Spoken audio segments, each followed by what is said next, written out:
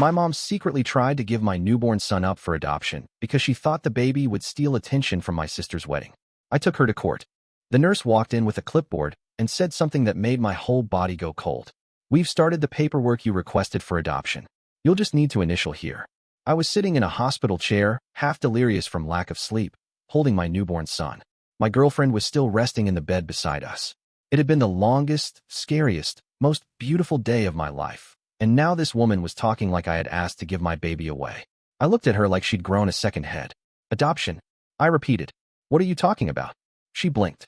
"It says you requested to surrender the child earlier this morning." I didn't even know how to respond. My brain just jammed. I said, "There's no way. I never know." "No." The nurse flipped through her chart, suddenly frowning. "It was your mother who submitted the form. She said she was acting as your proxy while you stepped out." I swear, time froze. Let me back up. My name's Jake. I'm 28. I live in Oregon. I work as a mechanic. And until about 9 hours ago, I was just a tired, broke guy trying to survive life one busted alternator at a time. Now I'm a father. My girlfriend, Lacey, and I weren't planning for this kid. We weren't married. We weren't even living together until about the 6th month in. But we stepped up. We read the books. We set up the crib. We even got one of those ridiculous wipe warmers I swore I'd never need. We were trying. But there was one person who made sure we knew that trying wasn't good enough. My mother. From the moment we told her Lacey was pregnant, my mom didn't just go cold. She turned strategic. As in, she immediately pivoted the conversation to my younger sister, Kelly, and her fairy tale wedding happening in 2 months. She said things like, "You better not expect us to help with anything baby-related. We're already paying for Kelly's rehearsal dinner. Your girlfriend better not be waddling down the aisle with a belly like that. Let's hope you don't go into labor during the ceremony. We don't need any drama." Every time I try to talk about the baby, she'd make this face, tight lips, forced smile, like I was being selfish for not letting Kelly have her moment. Kelly was the golden child, the dancer, the sorority girl turned corporate VP, the one who could do no wrong. Meanwhile, I was the kid who changed his major 3 times, dropped out of college, and ended up under a car hood for a living. I was used to being second place, but I never expected her to treat my son like an obstacle. Back to the hospital. As soon as the nurse left, I grabbed my phone and stepped into the hallway. I called my mom. She didn't answer. I called again, straight to voicemail. So I texted her. "Did you tell the hospital we wanted to put the baby up for adoption?" She read it. Didn't reply. I stood there for maybe 2 minutes, staring at my screen, waiting for those dots to appear. When they didn't, I marched right down to the front desk and demanded to speak to the attending physician.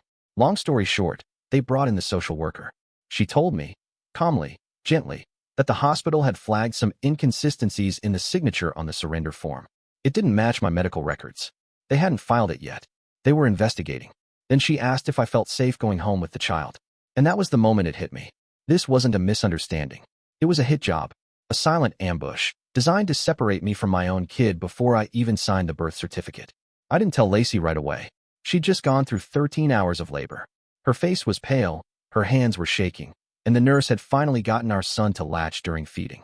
I couldn't wreck that moment. Not yet. But I did go through my phone history. Sure enough, my mom had stopped by the hospital at 6 a.m. that morning while I was asleep in the waiting room. I told the nurse to let her in if she showed up. I thought it was harmless. I thought she was here to meet her grandson. Instead, she tried to erase him. I wanted to scream. I wanted to drive straight to her house and confront her face to face. But I didn't. I just stood in the bathroom, staring at my reflection, wondering how deep this went. What else had she done behind my back? When I finally told Lacey later that night, she was quiet for a long time. She looked down at our son, barely breathing, swaddled like a little burrito, and asked, "She didn't want him?" All I could say was, she wanted Kelly's wedding to go smoothly. Lacey didn't cry. She just looked at me with this heavy, defeated expression, like the air had been sucked out of the room. I stayed up the whole night watching the door. And the next morning, when the nurse came in to discharge us, I made sure she flagged our records. If anyone besides us tries to access our child's file, I want to be notified. Immediately. She nodded. I didn't tell her why, but she probably knew. Before we left the hospital, I got one more message from my mom. It was a picture of Kelly in her wedding dress, beaming, surrounded by bridesmaids. The caption said, "Let's not ruin this for her." That was it. No mention of the adoption paperwork. No apology. No explanation.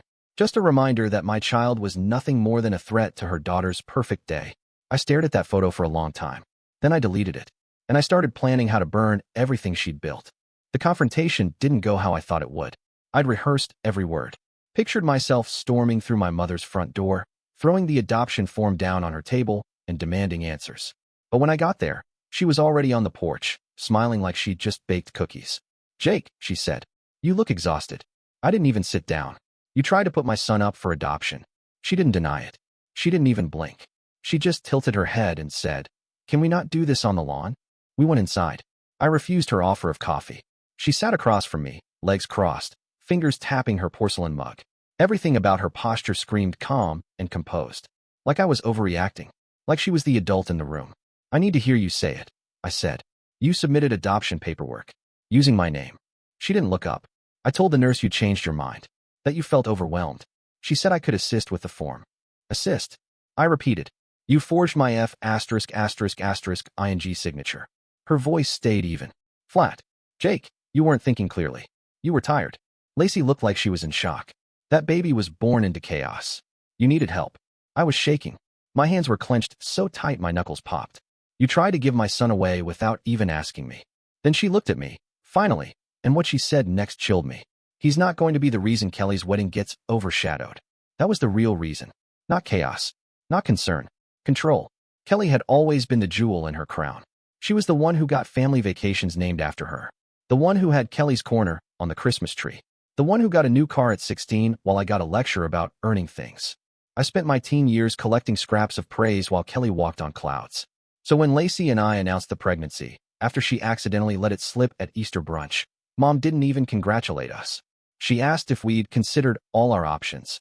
Then she smiled across the table at Kelly and said, "This will be your year, sweetheart." I should have known then. But I didn't. I still thought she could change. "Let me make this clear," I told her. "If you ever go near my son again without my permission, I will press charges. You committed fraud." She scoffed. "You want to take your own mother to court? Over a mistake?" "That wasn't a mistake." She set her mug down with a loud clink. "Jake, I'm not the villain here. I was trying to keep things from spiraling. You're lashing out because you feel helpless. But that baby, he's not a reason to blow up the family. He's a complication. One we can manage if you just listen." I stood up. "You see him as a complication. I see him as my son." And that's when she hit me with the line I'll never forget. "One day isn't going to ruin Kelly's wedding. One baby can ruin everything." I left without another word. On the drive home, I pulled over twice. Not because I was crying or breaking down, but because I didn't trust myself behind the wheel. The anger wasn't like a flame. It was a blade. Heavy, sharp, pressed against my chest. I got home. Lacey was on the couch, holding our son, humming softly. Her voice cracked when she saw my face. What did she say? I didn't answer. I just sat down next to her, kissed the top of our son's head, and said, "We're getting a lawyer." The fallout came faster than I expected. 3 days later, I was disinvited from Kelly's bridal shower. The group chat went silent. My aunt sent me a private message saying, "Just give your mom some space." She was trying to protect everyone's peace. 2 weeks later, I found out my name had been removed from the seating chart at the wedding. Then Kelly called me. She tried to act sympathetic at first, asked how we were doing, how the baby was sleeping. Then she casually added, "Look, I'm not trying to pick sides, but this whole thing is turning into a lot. Maybe you could just not bring the baby to the wedding." I laughed. I thought she was joking. She wasn't. "I'm your brother. I know, Jake. And we love you. But we want a stress-free day. You think my child is stress?" Her tone changed. Like I was being unreasonable. "We've already ordered everything. It's a tight venue. You could come solo. Just for the ceremony." I hung up without saying goodbye. That night, I printed every text message. Every voicemail. Every time my mom called me unstable, or reactive, or obsessed. And I started building a case. If I thought getting disinvited from the wedding was the lowest point, I was wrong. That was just the warm-up. 2 weeks after Kelly's call, I came home from work to find my front door unlocked. I knew I'd locked it that morning. I always do, especially now, with a newborn in the house. My stomach dropped. I stepped inside, quietly, heart pounding. And that's when I heard voices. It was Lacey. She was in the living room, holding our son, and talking to someone.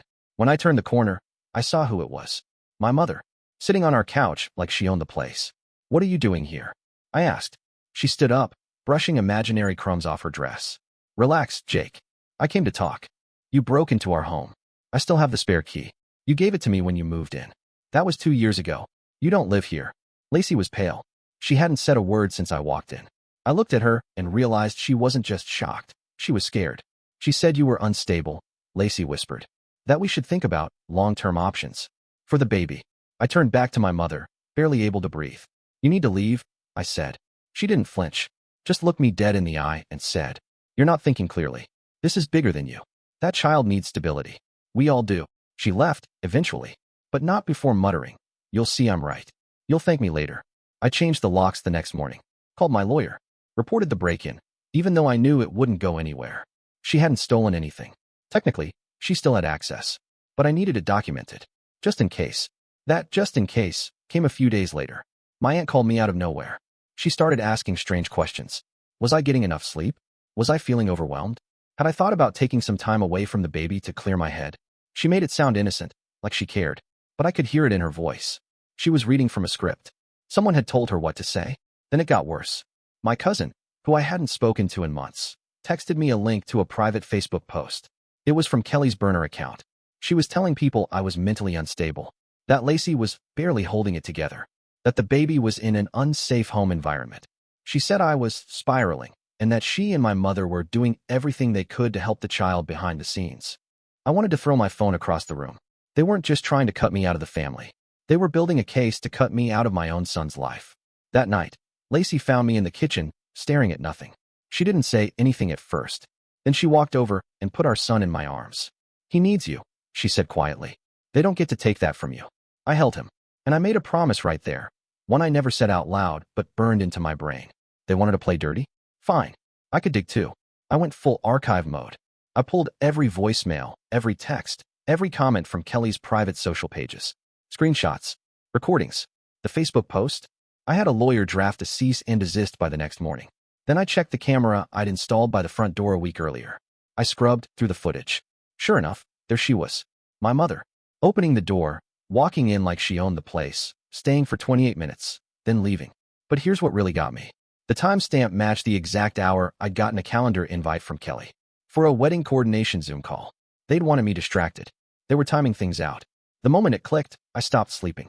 I stayed up all night documenting timelines, matching messages to visits, charting who said what and when. I found a message Kelly had sent to our cousin in the bridal party. It said, once we prove he's not stable, we'll handle it legally. CPS needs a paper trail. They weren't even hiding it anymore. The next morning, I walked into my lawyer's office and told him, I don't care how much it costs. I want a protective order, and I want to take this to court. He nodded slowly. He didn't even ask me if I was sure. He just asked for the folder. I handed it over. He flipped through it, screenshots, printed messages, stills from the camera footage, and said, let's make sure your son never has to deal with this again. The day we filed the restraining order, my mother showed up at my job. I work in a local auto shop. I'm usually under a car, covered in grease, pretending the world outside the garage doesn't exist. But that day, I came out front and there she was, standing in the parking lot like some kind of prophet of doom. Sunglasses on, arms folded, a little too composed. I didn't even get a word out before she said it. Jake, this is embarrassing. You don't have to escalate things like this. I didn't answer. I pulled my phone out, held it up so she could see I was recording, and said, leave. Now, or the cops are next. She flinched, but only slightly. You don't get it, do you? She hissed. You think you're protecting that baby, but you're exposing him to your instability, your paranoia. Then she got in her car and drove off. My lawyer called me later that night and told me we had a preliminary hearing date for the protective order. You'll get to present the evidence in front of a judge, he said. Everything. The paperwork, the messages, the break-in, the hospital report. It should have felt like a win. But the next day, things got worse. Lacey called me from the pediatrician's office. Her voice was shaking. They said your mom already called. Called who? I asked. Here. The clinic. They said she was trying to get copies of the baby's immunization records. Claimed she was your legal representative. That was the tipping point. I wasn't angry anymore. I was surgical. That night, Kelly made a mistake. She sent me a message. It was meant for someone else, probably our cousin or my mom. It read, he's reacting exactly like we knew he would. Once we get enough proof of instability, CPS will have to take it seriously. We'll get custody. He won't even see it coming. I didn't respond. I screenshotted it, timestamped it, printed it, and handed it to my lawyer in the morning. He took one look and said, this just turned into a full-blown custody defense case, and a criminal one. The problem with people like my mom and Kelly is that they believe control equals safety. They weren't just trying to help. They weren't trying to protect anyone. They were trying to own him. Like my son was a piece of property. Something to be assigned to whoever had the nicest house or the most expensive wedding. A few days later, Kelly's fiancé texted me. It was the first time we'd ever spoken one-on-one. All it said was, "I didn't sign up for this." I didn't reply, but I saved that too. I wasn't just documenting threats anymore. I was documenting isolation, witnesses, fractures. Then came the last straw. My mom sent Lacey a letter. Not an email, not a text. A real, physical letter, handwritten in that old, perfect cursive she used on birthday cards when we were kids. It said, "You seem sweet. You're probably scared. You don't have to stay with Jake. There are other options. For both you and the baby." Lacey handed it to me without a word. Then she said, "I want to testify." We started prepping for court. I watched hours of footage from the door cam, organized every message, email, and social media post into a timeline. My lawyer warned me, "They're going to spin this. She'll say she was just trying to help, that it was all a misunderstanding." I said, "Let her. I've got the truth." Then I got a call from my grandmother. Now let me be clear, this woman never gets involved. I hadn't spoken to her in months, but she left a voicemail that stopped me cold. "Your mother called me crying. She said you're trying to destroy the family name, that you're turning your back on us. But Jake, what she did, that's not just wrong. It's evil. Do what you have to do. Don't let them take that boy."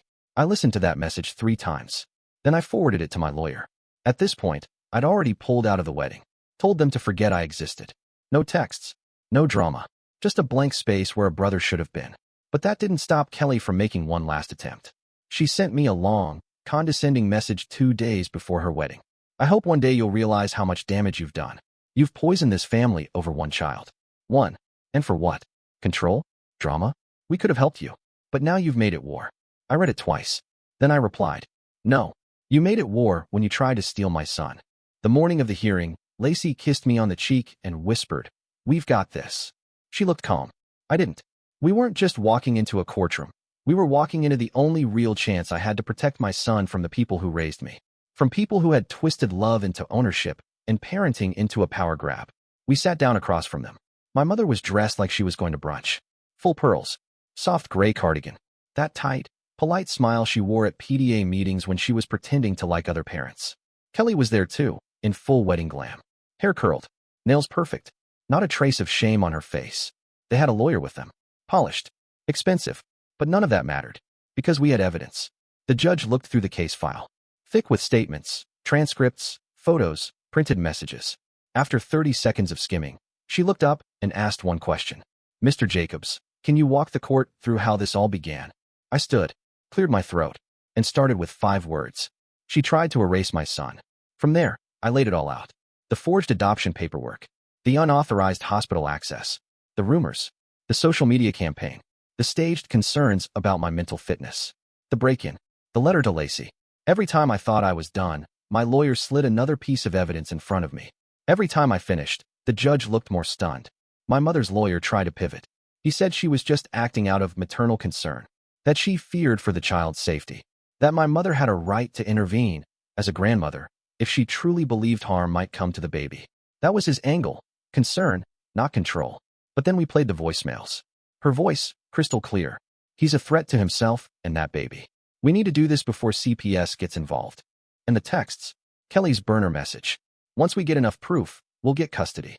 And the quote that ended it all, printed, dated, signed. "Let's not ruin Kelly's wedding." The judge leaned back, took a long breath. Then she turned to my mother and asked, "Do you have anything to say in response?" My mom stood. For a second, I almost saw regret in her eyes. Then she said, "Everything I did was for the good of the family. You wouldn't understand unless you'd raised a daughter like mine. Jake was never ready to be a father." Then she turned toward me and said this, "You were always just noise. Kelly was the future. And now you've dragged us all into the dirt." Silence. The judge looked down, scribbled something in her notes, and said, "I've heard enough." The restraining order was granted, permanent. My mother was legally barred from any contact with my son, myself, or Lacey. Kelly wasn't charged with anything. She hadn't signed the paperwork, hadn't entered my home. But the judge included her messages in the court record, noting they reflected a clear intent to manipulate and coerce. It wasn't jail, but it was a scarlet letter, a documented, public disgrace. A week later, Kelly's wedding went forward. The photos were perfect, but the guest list was half what it was supposed to be. My grandmother didn't go. My uncle didn't either. 3 cousins canceled last minute. And when Kelly stood up to give her toast, my cousin told me this later. Her voice cracked. Not from emotion, from pressure. Because everyone there knew. My mother sent one final message before the number was disconnected. "You humiliated me. You've made it impossible to show my face in this town. But I won't beg. You've already taken enough. I blocked her. Then I held my son in my arms, pressed my forehead to his, and whispered, "You're safe now. I promise you, nobody takes you from me. Not even the woman who once called herself my mother." 6 months passed. We moved out of state. Nothing dramatic, just far enough that family surprise visits weren't an option anymore. We found a quiet town. Small house. Big yard. Our son started crawling, then babbling, then laughing at shadows on the wall. For the first time in years, my home felt like a real home. No tension. No tight smiles. Just us. Lacey picked up part-time remote work. I transferred to a new auto shop with better hours. We split night feedings. Argued about baby food. Took blurry pictures of our son covered in applesauce. Normal life. And I would have been happy never hearing from them again. But then the envelope arrived. No return address. No stamp. Just a single sheet of paper. Folded once. In perfect cursive. "You ruined everything for her." That was it. No name. No apology. No signature. Just blame. Just that same voice echoing through my entire childhood. "You're the problem. You're the weight. You're the noise." I showed it to Lacey. She rolled her eyes and said, "Let's feed it to the shredder." But I didn't. Not yet. I sat on the porch and stared at it while my son napped inside. It hit me that day just how deep it all ran. My mother had never seen people. Only roles. Kelly was the perfect daughter. I was the burden. Lacey was a distraction. My son, a threat to the illusion she'd built. She didn't want a family. She wanted a dynasty.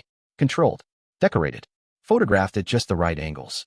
And when something didn't fit that frame, she cropped it out. Or tried to. I folded the note. I walked inside. I fed it to the shredder. Piece by piece, I watched it disappear. There's no big redemption arc here. Kelly and her husband moved back in with my mom 3 months after the wedding. Financial setbacks, apparently. No one talks about the wedding anymore. My uncle, who once called me paranoid, reached out last month to say he didn't realize how bad it had gotten. I didn't answer. Lacey and I still get the occasional email from old family contacts. Polite inquiries. Requests for photos. Invitations to start fresh. They all go unanswered. Because I've finally learned something my mother never could. Family isn't about appearances. It's not about who smiles the biggest in group pictures, or who gives the most polished speeches. It's about who fights for you when it counts. Who stands next to you even when it's uncomfortable. Even when it costs something. And the second I held my son in my arms, I knew one thing for certain. I would never let him grow up thinking he had to earn love. He already had it. Fully. Fiercely. Forever. And that's the story. If you're still here, that means you're one of us. So go ahead, hit that subscribe button. I drop new chaos every single day, and trust me, tomorrow's story, it's even worse than this one.